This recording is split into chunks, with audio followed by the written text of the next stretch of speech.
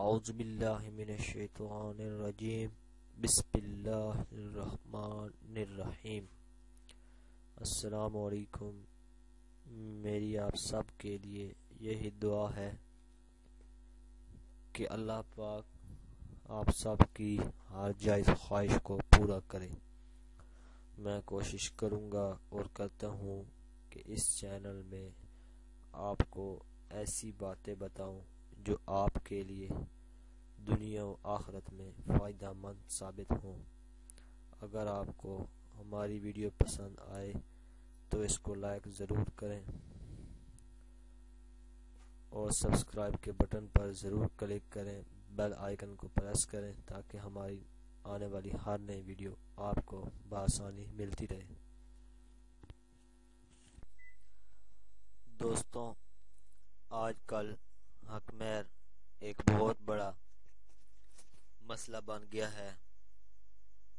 حق مہر عورت کے لیے بہت ضروری ہے اور شریعت میں بھی اس کا حکم آیا ہے۔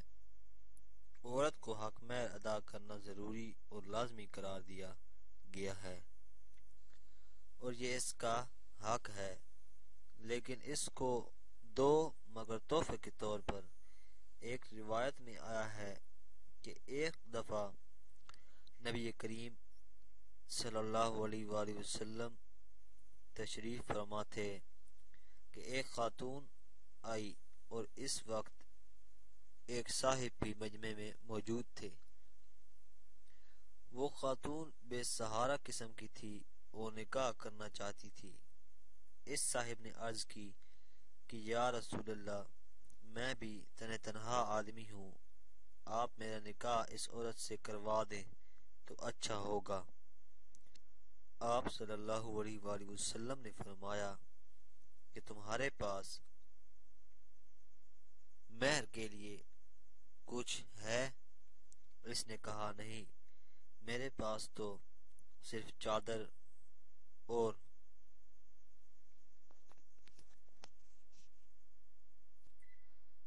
تومد ہے، آپ چاہیں تو چادر دے دوں۔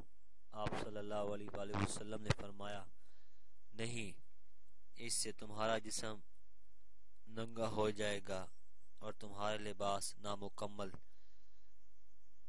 آپ صلی اللہ علیہ وآلہ وسلم نے دریافت کیا کہ تم نے قرآن پاک پڑھا ہوا ہے؟ ایک شخص نے کہا جی۔ آپ نے فرمایا میں اس دلیل پر تمہارا نکاح اس سے کروا دیتا ہوں، لیکن جب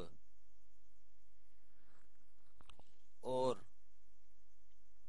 کوئی چیز بعد میں تمہارے پاس آئے تو ضرور دینا۔ دوستوں، آپ اس بات سے اندازہ لگا لیں کہ حق مہر عورت کے لیے کتنا لازم قرار دیا گیا ہے۔ شرائط یہی ہے کہ اس کو تحفے کے طور پر دیا جائے۔ اگر آپ کو ہماری ویڈیو پسند آئی ہے تو ویڈیو کو لائک ضرور کریں، سبسکرائب کے بٹن پر ضرور کلک کریں، کمنٹس اور شیئر کر کے ہماری حوصلہ افزائی کریں، بیل آئیکن کو ضرور پریس کریں تاکہ ہر آنے والی نئی ویڈیو کی جانکاری آپ کو آسانی سے ملتی رہے۔